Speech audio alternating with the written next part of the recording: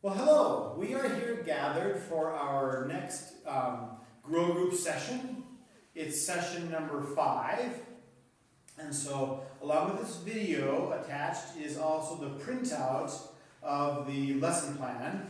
So you'll need the printout as well as this video and the Bible. And you'll also be asked to pause at one point to go watch a different video and then come back to this video again for the discussion. So if you want the printout of the lesson plan in paper, our church can provide that for you. Let us know and we'll get you a copy.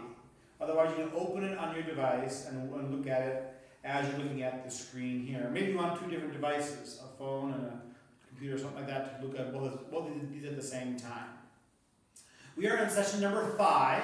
In the middle of our 10 Commandments Grow Group series. And our theme for the commandments to this time is respect.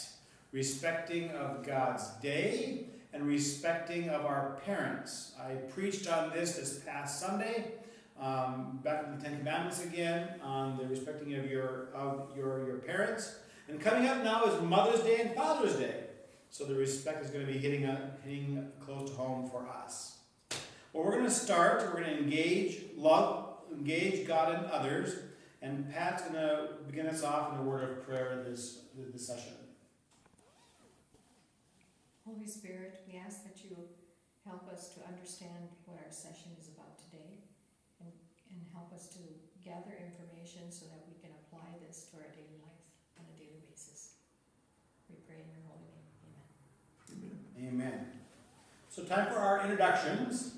We're going to go around and introduce ourselves and then share one thing that we respect about the other members of our group. So for me, it's the 3 of us here. I also have a group that I'm a part of. That's a Sunday after worship group. That's my group.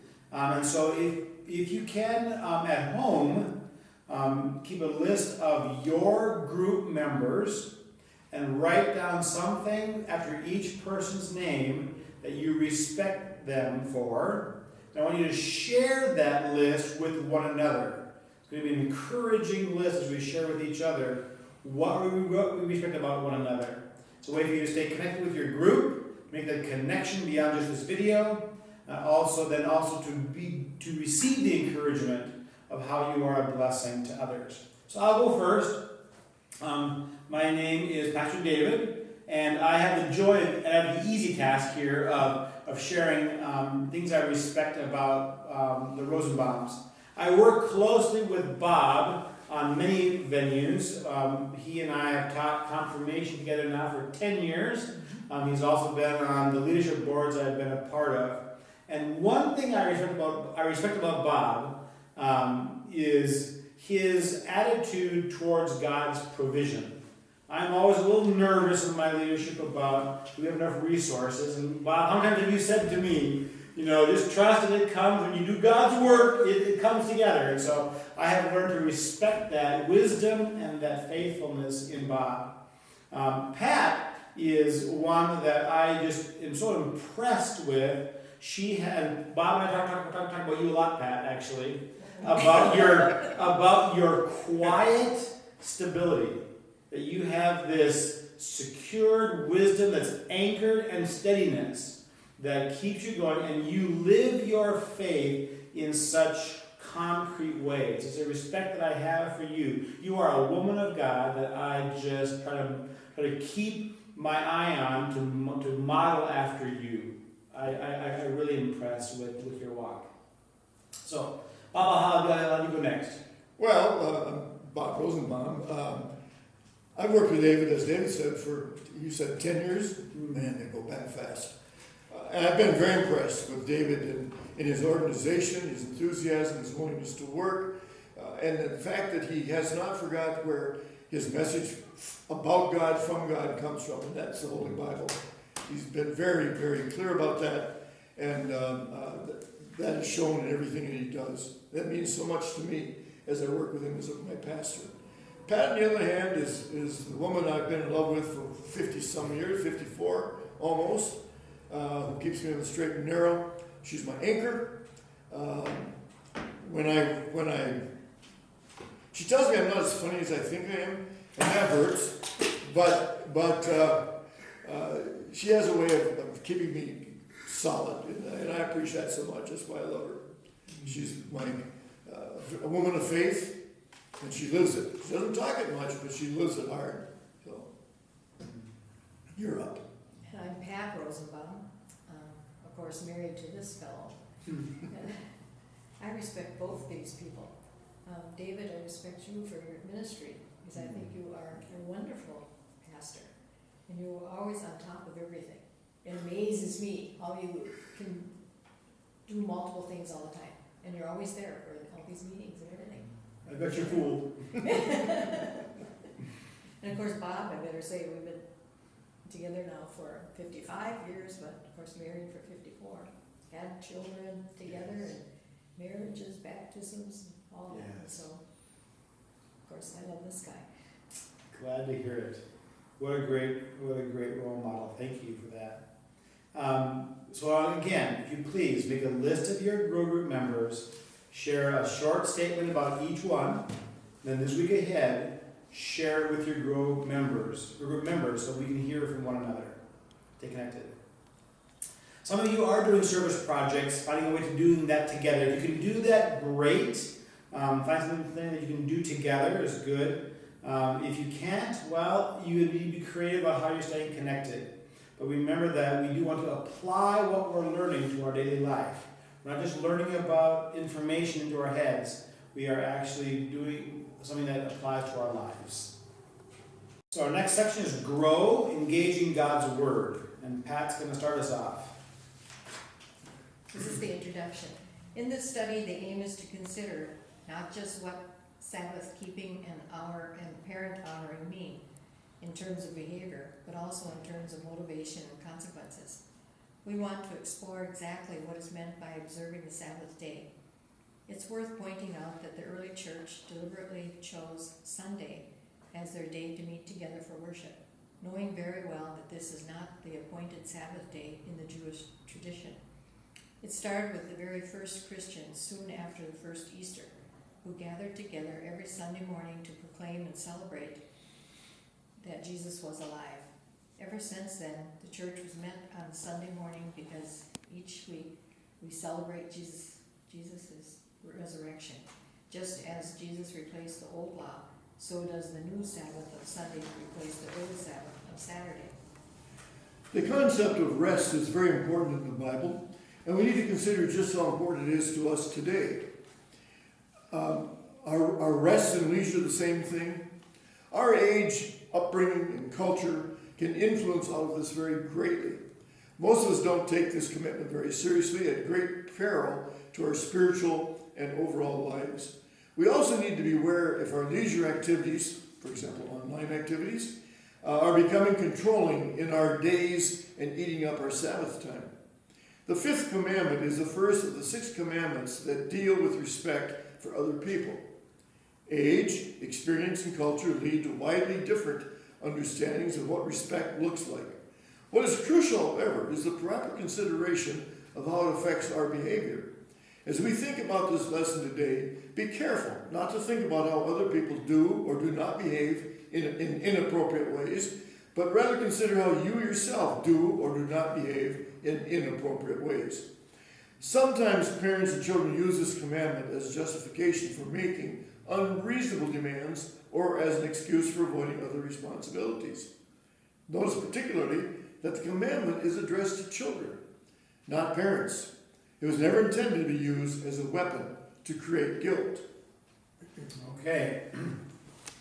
Now, context, we're going to go to our video. So the video is about the Sabbath, taking rest in God's intention. So if you will, please now pause this video, go play the video that's in your script here, and when you're done playing with that video, come back here and pick it up, and we'll do the questions together from here. All right, welcome back. We're going to have 3 questions about our video about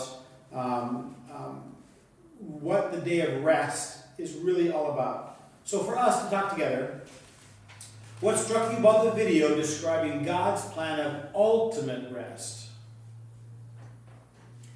Well, I think that what came out of that for me was that this idea of rest was planned at the beginning of creation. If we read that story in Genesis, you read that God worked 6 days and the seventh day he took a rest. And that was planned. And the other thing, the second thing I picked out of that was that the Sabbath itself was offered by him to the Israelites as a day of rest. Pretty strong stuff. And then Jesus started his mission on a day of rest. I found that interesting. But I think that we have to realize that Jesus was and he is the resurrection. And through that resurrection offers us a day of rest. I think his statement where he said, "Come to me, all you who are weary and heavy laden." Or maybe somebody say, "and need rest." Same thing. To me, that's always been a very important statement in life. Take time to rest, man. Take time. In my mind, the ultimate rest is taking the time to contemplate what God has done for us and given to us. Really good, yeah. The idea that we're not made for, we are made for work. We're also made for rest. It comes out of God's ultimate plan. There's a good balance there. I think part of what our struggle is that we get out of balance through our hardship comes. Now, Bob, you kind of touched on the second question here. Yeah, a little bit. Already. Maybe you want to take us in there. Well, the second question is, how do you see Easter as connected to the rest that Jesus offers? And maybe before I respond, one of you want to take a shot at that.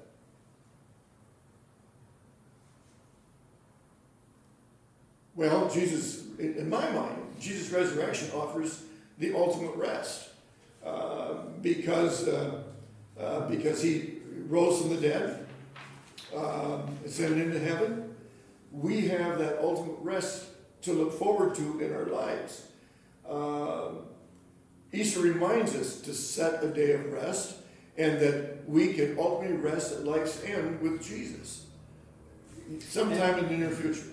And I like what you said earlier. I was thinking about that when you mentioned, "Come to me, all you who are weary and heavy laden, and I will give you rest." Mm-hmm. So it's really kind of the Easter proclamation. Jesus raised from the dead and says, "I have come to bring this for you." And it is a taste of the future. When we were traveling a couple of weeks ago, we went to a cemetery. We drove around the cemetery looking for graves. And I noticed the moniker, "Rest in Peace." It's really a Christian attribute that when the weariness of our earthly burden is done, we get to go to the eternal rest. It's not a sleep. It's not eyes closed, unconscious. It's an active living a life of rest that comes because of Jesus' resurrection. Pat, you want to take the last question, maybe? Sure. How are we doing in living in the cadence of Sabbath? Taking a whole day each week to live as if the future rest has come while living now in the wilderness, chaos, and disorder. And I can take a crack at that answer. Yeah. I think right now we're in a very difficult time considering the virus, and we're all of us are asked to stay home. And so that gives us plenty of time to supposedly to rest and relax and maybe contemplate what the resurrection of Christ meant for us, and all that God had provided us through creation. This whole time of isolation is kind of a Sabbath of sorts, or finding a new way of living. I like that, Pat. I think it's really a good insight that maybe we can use this as a time to reorient our lives, to stop living the frantic cadence that we've gotten ourselves into, and kind of go back to a different cadence, one that is more balanced and more life-giving.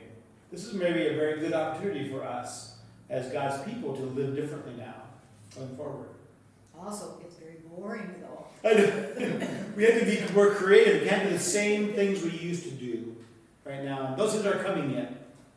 Well, I think in our other lives, Pat, as teachers and principals, we spent chaotic weeks dealing with children and parents and teachers and central office. And you come home on Friday night, you just kind of collapse.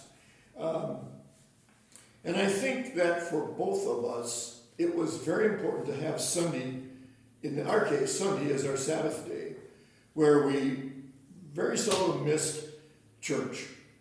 Going to church was a part of it. It can become just routine, it means nothing.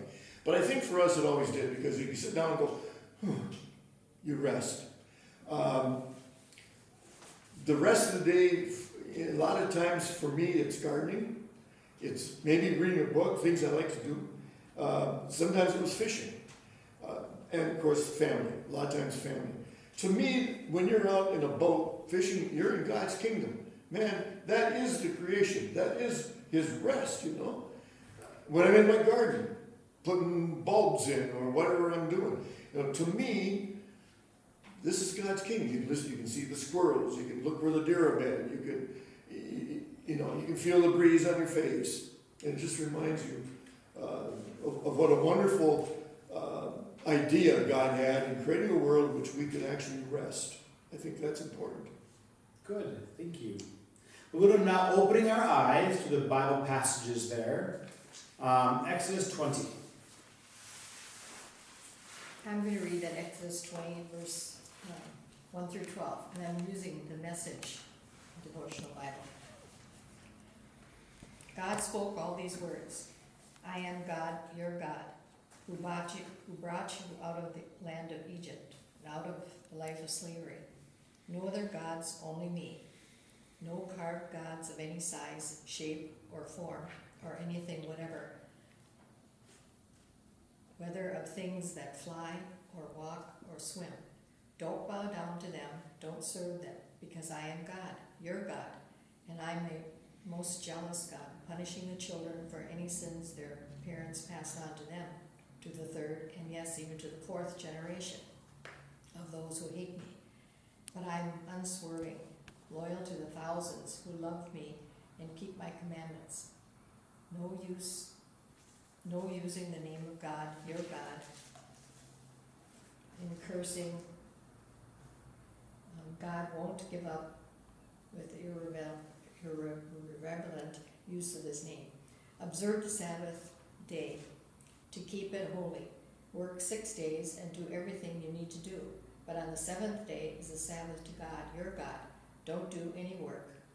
Not you, not your son, nor your daughter, nor your servant, not your maid, nor your animals, not even the foreign guests visiting the town. For in the 6th day God made heaven and earth and sea and everything in them. He rested on the 7th day. Therefore God blessed the Sabbath day. He set it apart as the holy day. Honor your father and mother as you live a long time in the land that God, your God, has given you. No murder, no adultery, no stealing, no lies about your neighbor, no lusting after the neighbor's house, or wife, or servant, or maid, or donkey. Don't set your heart on anything that is your neighbor's. All the people experiencing the thunder and lightning and triumph and trumpet blast and the smoky mountain were afraid. They pulled back and stood at a distance. They said to Moses, "You speak to us, and we'll listen. But don't have God speak to us, or we'll die." Moses spoke to the people, "Don't be afraid. God has come to test you and instill a deep and reverent awe within you, so that you won't sin." Good. And in Deuteronomy chapter 5, verses 12 and 16, we read, "Observe the Sabbath day and keep it holy, as the Lord your God commanded you. 6 days you shall labor and do all your work, but the seventh day is a Sabbath day.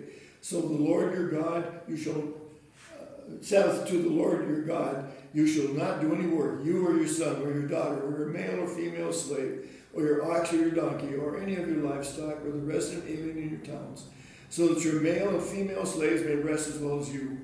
Remember that you were a slave in the land of Egypt, and the Lord your God brought you out from there with a mighty hand and outstretched arm. Therefore the Lord your God commanded you to keep the Sabbath day. Honor your father and your mother, as the Lord God commanded you, so that your days may be long and that it may go well with you in the land that the Lord your God is giving you.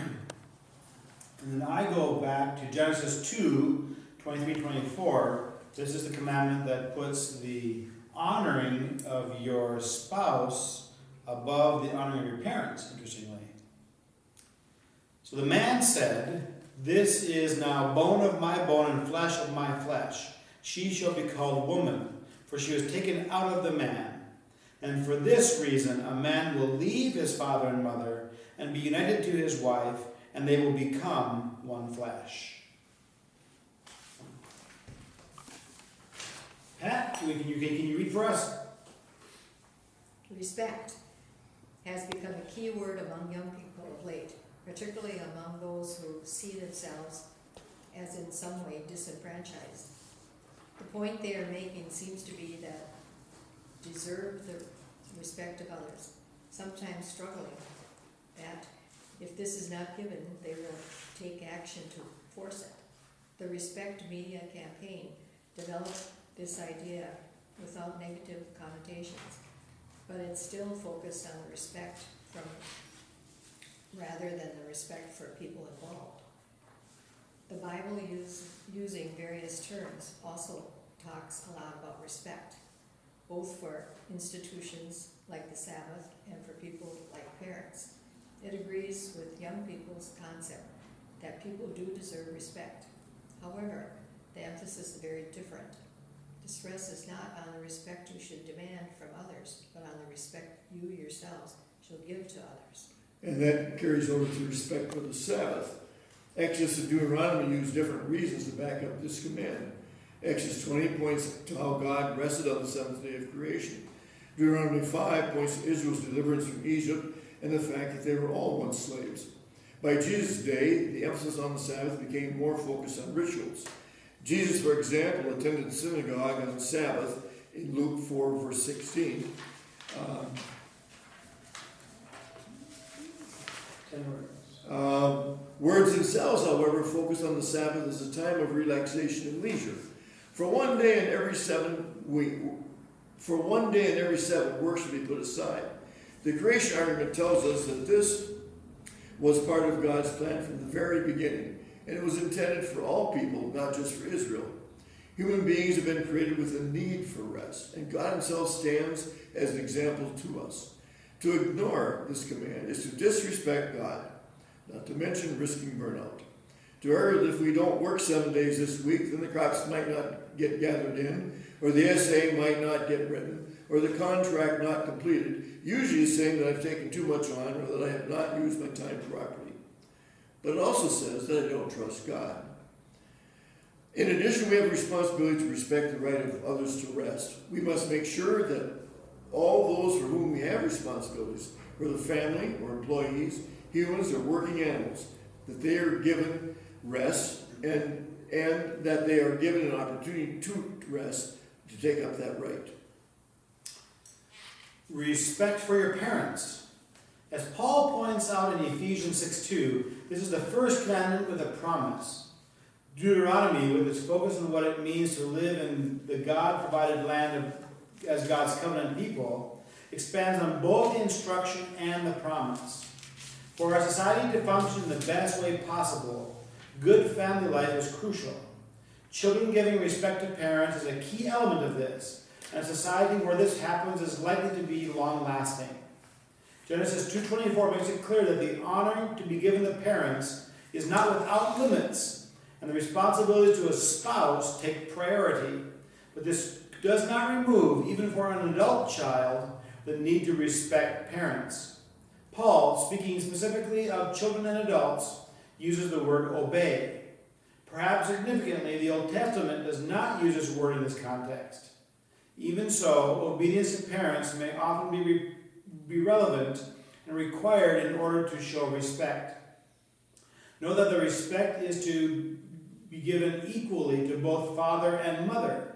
Where the Bible speaks of parental responsibilities and rights, it very rarely makes a distinction between the two. All right, so now we move to into the Bible. And we go back to our 3 more Bible readings. Pat, start us off, please. We'll be reading from the Message Devotional Bible again, Nehemiah, chapter 13, 15 through 22. During those days, while back in Judah, I also noticed the people treaded wine, brought in sacks of grain, and loaded up the donkeys on the Sabbath. They bought wine, grapes, figs, and all kinds of stuff to sell on the Sabbath. So I spoke up and warned them about selling on that day. Tyrants living there brought in fish and whatever else selling to the Judeans in Jerusalem, mind you, on the Sabbath. I confronted the leaders of Judah. What's going on here? This evil, profanity,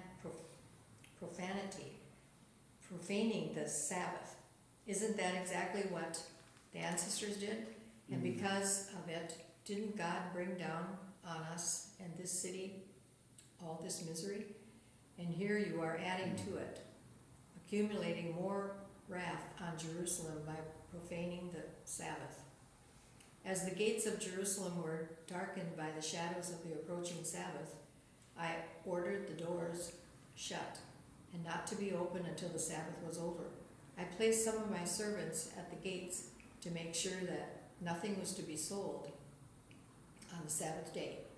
Traders and dealers in various goods camped outside the gates once or twice, but I took them to task. I said, "You have no business camping out here by the wall.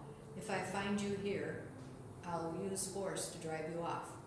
And that I did. They didn't come back to the Sabbath.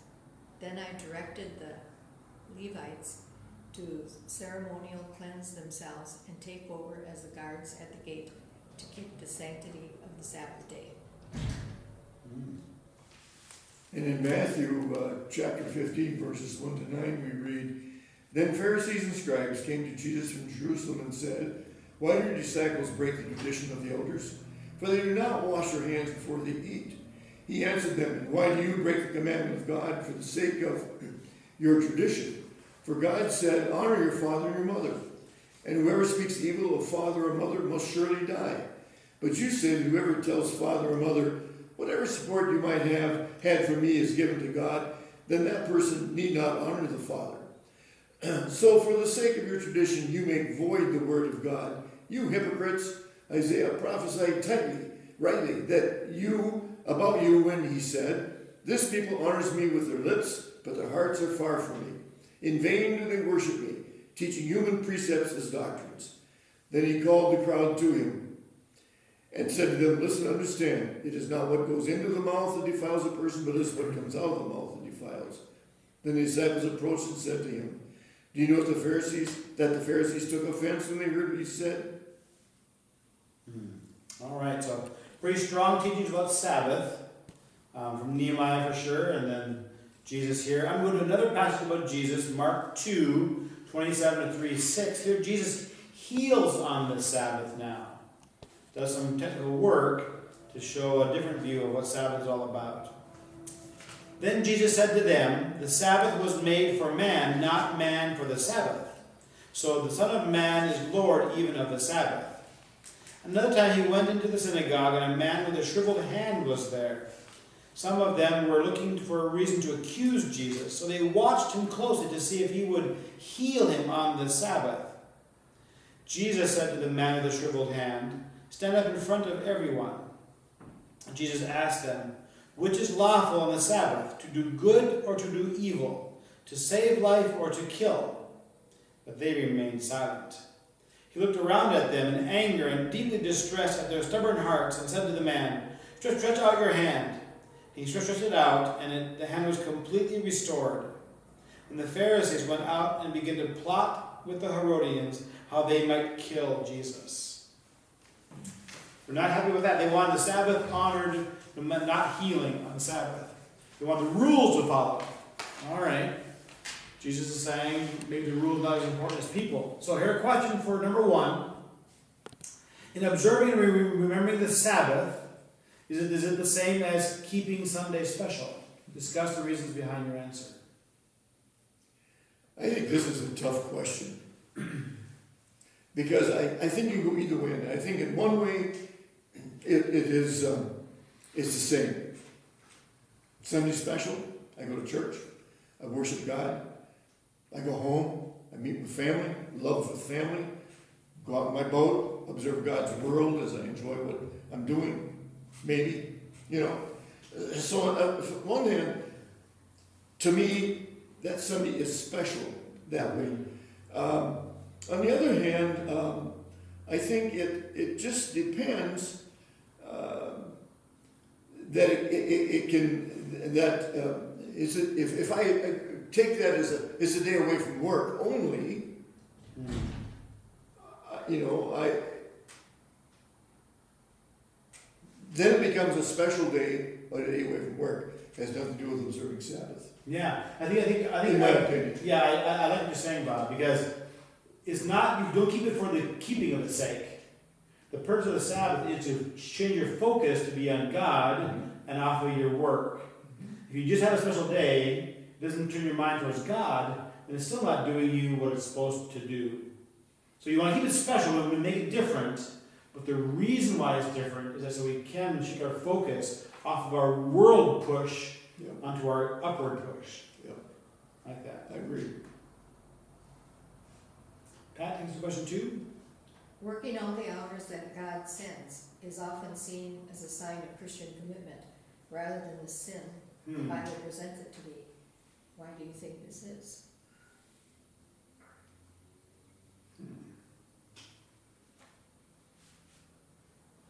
Well, again, I think it's perspective. If I spend all those hours in working toward God's kingdom, I think of you and your family, for that matter, David. You put copious hours into your work on behalf of the Lord. To me, I don't see the sin.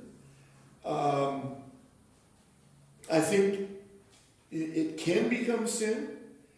It enters when work becomes a god, small g, and it's done without any thought of God. Now that's a whole different ballgame. So to me, it's perspective, though.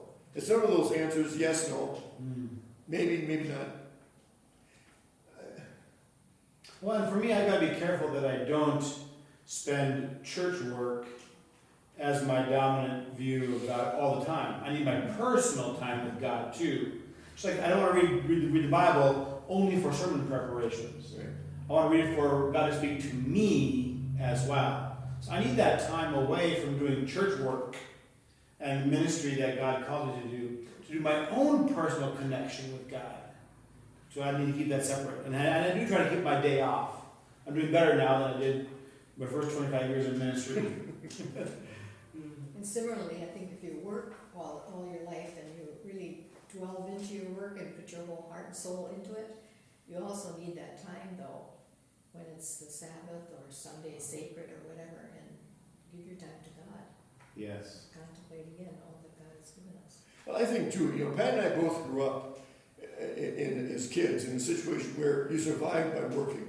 You survived by pulling together with the rest of the family. She raised a younger sister and an older brother at the age of 10, beginning of the age of 10. I ran a farm at the age of 12 while Mom was up in the hospital and my dad was up there with her. I mean, we survived because, and I'll tell you the truth, it's hard to leave that behind as an adult. Yeah. And maybe our work careers were as good as they were because we had that. But again, being married to my wife, Sunday and Saturday in some cases became our days of rest. Away from it. We rarely, don't you think? We rarely talked about school, about work. Rarely. Well, that was just survival, wasn't it? It was survival. Well, but it was also time to go to church. It was time to commune with friends that were Christian friends. And I don't know, it's... Yeah. It balances our good. It's good to work hard, but then we also have to rest too. Yeah. Yeah, both. There's a learning curve there to do that. Number 3. I say, I guess I was going to ask, I'm going to talk about things other than your paid work that you enjoy doing. Which of these do you think is not appropriate to do on the Sabbath day? And what difference would it make if someone has retired from their paid work so they still have a Sabbath day? Well, that's a funny question for Pat and I. That's you, yeah. That's a funny question. I think that, sure, retired folks need a Sabbath day. We can get as engrossed in life as much as anyone. Gardening in yards and socialization with friends and can take us over if you're not careful, if you don't learn to say no and take time. So as far as that last question, well, yeah, don't you think, Pat, that retired people need time to So rest? it may be work, but it's activity. Yeah, yeah. But I think we do, as we go Sunday for church, it's kind of a different thing because we're very reverent, or we're listening Yeah. to the message and what The have you. focus shifts. And then, again, we like to go out to lunch or have coffee with some of the church members and we can talk about what we Mhm. heard. That's good, that's that Christian fellowship. Yeah, I like that. Question number 4. The New Testament is insistent that meeting together as Christians for worship and fellowship, Pat, to your point, is vital. Is it the same thing as keeping the Sabbath? Well, it can be. Again, when your answers, Bob, yes and no. It Right. depends on your perspective, how you do it. I think if you, keeping Sabbath is a change of cadence, doing life differently, resting your mind and your body from your normal activities, and like you said, Pat, having that time to to shift your focus onto God's things, and having a time of reflection and meditation, and doing that in worship and with your Christian friends, I think is a key way of doing that. So I think it can be did done well. Yeah. Maybe 5, Pat, take us in there. Will the way to respect one's parents, Leviticus 19:3, be different in different cultures? And what do you think it means in our culture, or in your culture? I want to hear your answer, Pat, because you've spent a lot of work the last couple of years taking care of your elderly mother, and then an elderly friend of hers that you did a lot of honoring with. So I'd love to hear your answer on this one. The other reason, I asked Pat to do this one too. Oh, did you? Okay. Because of her work in St. Paul, where she Oh, worked with other cultures. oh I didn't yeah. have the experience in White Bear, so I asked her to deal with this one. I worked with a very diverse population, the Hmong and Somali, and many of the children came from a very world that was torn apart for them during the wars and all that. And many of the children that were Somali had never been to school before, they spent their time in camp. And so then coming to a school was a completely different culture for them.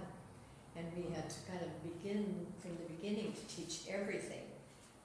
Even though the parents taught them respect and that kind of thing, but the parents did not speak English either. And so it's the children who learned the English first. And when it came to school and everything, we had to start from the very beginning. Like for instance, this whole idea of respect. We would do a weekly assembly, and our song when the children were walking in was Aretha Franklin's Respect song. And so and then we'd always do a skit or a play or an activity around showing respect. Like for instance, we'd set up the children in rows of seats as if they were in a bus, and then how they might be a little bit rowdy at the back of the bus or whatever, and then the bus driver will ask them to please, quiet it down or whatever, and then to show the respect that you need to listen to the bus driver. So that was kind of the thing that we did every week to instill this whole idea of respect. And in these different cultures, like when we talk about the Hmong families, the Hmong people or parents very much demand respect of their children. And yet again, we have kids that go to school and they become Americanized and they learn the American ways, and maybe in their own way they feel that their parents are way too strict and they want to do other things, go to the movies and do some things like kids do. And so there was a lot of strife in some of the families because the parents were very demanding of them to be respectful and do as they said. And yet again, all of us, when you get to be a certain age, you need to start to make decisions for yourself. between right and wrong and good and evil and what you're gonna follow and how much is, if your parents are very, very demanding and expect to do something that seems not right, how do you deal with that and kind of grow in your own way? Well, maybe that takes us to this next question. How might honoring parents be different for children who have or have not come of age? And I looked at it as a two-part question, really, A and B. And those who have come of age, I look at our confirmation kids, especially our second-year ones. You know, and you've heard me say it to them. I routinely say to them, "Are you finding out that you don't get as well, you're not getting quite as well along with mom and dad as you used to?" And I always say that's part of growing up. Yes, we hear mom and dad. Yes, we know the values. Yes, we even take those values in. However, some decisions I need to make are a little bit different what you're going to have, mom and dad. It's true of all of us. We're all that way. So, kids who have not come of age, I think that there you're going to hope that they're obeying their parents in love as the parent expects them to, because they have not gotten enough experience under their belt to make reasoned, loving decisions. I think that's personal, but that's the way I look at it. I'm actually going to go back to you, Pat, again, on question number 7, because again, I said you've been doing. I've been watched. Well, I've not watched you. I've been aware that you have been doing this over the past number of years, to sometimes very exhausting ways, both for your own mom and then a dear friend of your mother's, that you kind of became an adopted daughter to of sorts. So, is honoring elderly parents the same thing as looking after them? What does it mean to honor or respect those who are suffering from dementia? You know, I'd like to glean from your experience and wisdom here. I think certainly we have to honor them because of all the experience that they've been through, they know a lot more than we do. And my aunt that I cared for many years, we saw kind of a different culture. We saw other people and how they dealt with the elderly, as far as like the aides in the building and everything. And I think everyone was very respectful. But my aunt also could be very demanding and sometimes maybe turn people off a little bit because she was so demanding and she had a curt way of saying things. So not in a very understanding way. And so for some of the people that dealt with her, they probably stayed away from her a little bit because of her curt, demanding way.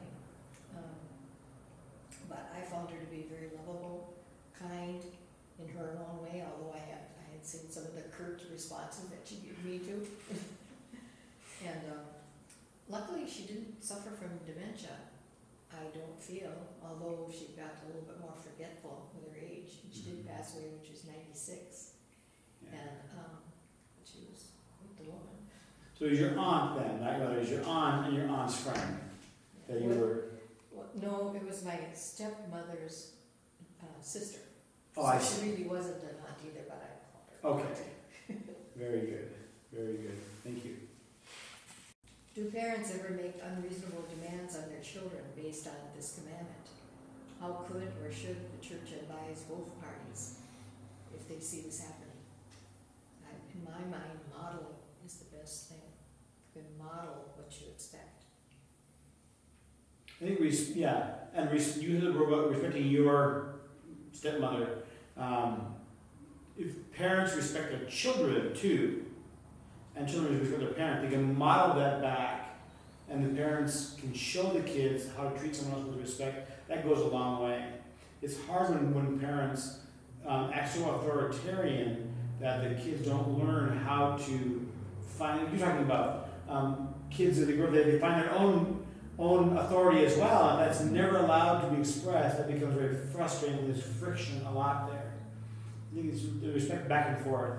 Not that they're equals, but there is some respect going in both directions. I think it's key. My Irish mother used to tell me, "I'm going to give you lots of rope, but don't try to snap it." Or my mom said, "Don't hang yourself with it." Right. All right. Let's go to the seeing Jesus in the Scriptures.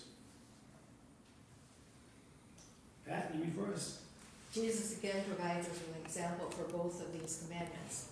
In Luke 14:16 through 51, and John chapter 19:25 through 27, he attends the synagogue on the Sabbath and as honoring his parents. However, he did not see the expectations of his culture as controlling his behavior on the Sabbath. Luke 13:10 through 17, Mark 2nd chapter 23 through 27, and John 7:22 to 23rd. Respect for his parents did not prevent him from acting on his own initiative, even at the age of 12. The application of either or both these commandments will be very different depending upon your age and stage of life. If the Sunday service is an oasis for you and the whole day is calm and relaxed, that could be a Sabbath. On the other hand, if we are very involved in church work and Sunday is spent in a constant rush, then we should almost certainly take another day. Do we make sure our children have a special day, perhaps a day away from the computer? Do we make sure if we have someone who runs our household, do we make sure that they have a day away from the cooking and washing up? Those with parents might like to make a special commandment this week to do something special to honor them. For those who have no living parents, the fifth commandment might seem irrelevant, but it's still worth considering how well you are respecting their memory, especially to others. All of us need to ask if we give proper respect to all those in our lives who have cared for us or to whom we owe a duty of care. How would you apply what you learned in this lesson to your life next week? Well, for me, I can jump in here. I'm enjoying attending worship virtually. Normally I'm leading worship, and I'm making a point the last couple of weeks to also to attend and worship that I've already helped record earlier in the week.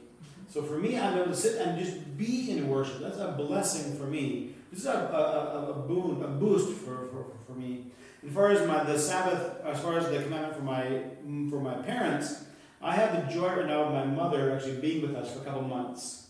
And so we have a joy there, and I'm going to make a point, wanting to honor her that she loved to do, is just play games together around the family around the table.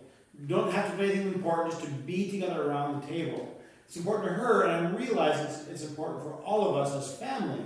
So we're going to make a point on this Sunday to go and as a family sit down together and play games with her.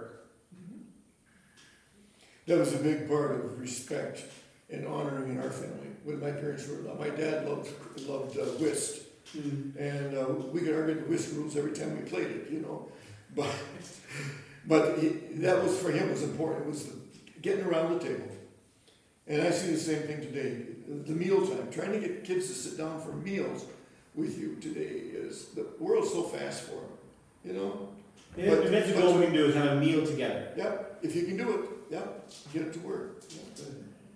Yeah. Pat, any thoughts there? I was thinking when he was talking about that, because we have 2 grandkids that are living with us now, and of course it's school on a computer, and so all day long they're doing their lessons or whatever, and then I fix the meals for them and everything. All right, come on, let's eat now. And it's very difficult to pull them away from what they're doing. And sometimes they feel like, oh, I just got one more thing that I have to get done or something like that. It's been kind of trying to get them to Kind of hard, isn't it? Yeah, right. But I think one of the things you can do is kind of make that a priority to sit down and be together, even on a mealtime. That will be as lasting as anything that they could be learning as well. I think I'd encourage you to keep pushing that. Don't give up. Yeah, maybe we can make it I a have to priority. provide food that they'll like and that they'll come and eat. Yes. And that's another thing. Hard to find that, isn't it? Yeah, they're the same thing. Pizza every day. Oh my goodness. All right. Well, how are you going to apply this to your lesson to your life this upcoming week? I invite you to think about that. We'll come up with a plan. You can find a way to share that with someone else in your group for that accountability piece. Say it out loud in front of somebody else that helps you follow through on doing what you can do to adapt in your life this lesson. Looking ahead, again, invite someone else next week. Our lessons are available online to be watched. You can go back and watch the previous ones if you like. Invite someone to join in. Homework. There's the Bible verses for next week coming up. We want to take a pre-look at that together. And then next week we'll do for the next 3 sessions, the last 3 sessions, we will continue to record these grow groups together. But your group may decide to try to do something together directly as well. Maybe a Zoom meeting, maybe a conference call. Do whatever you can do to stay connected and keep applying these lessons to your work together. So I thank you for Bob and Pat for coming in and giving us wisdom, very different perspective than what I've been thinking through. So I find them very helpful, looking at parents differently, looking at kids differently, grandkids differently, what this means to have Sabbath. Thank you for that. For our closing prayer, a couple of years ago, for our Jubilee year, during Lent, we prayed what's called the Cross Prayer, CROSS, Come, Renew, Oneness, Stretch, and Ascend. So for our closing prayer together, let's just pray this prayer as our prayer together. Let's pray. Come, pour out your Holy Spirit on your church. Renew, awaken in us a hunger for more of you. Oneness, bind us together to the work God is calling us to. Stretch, push us into boldness. Send, give us your heart for the lost. Amen. So church, keep watching the videos on our daily devotions, Sunday worship, and this.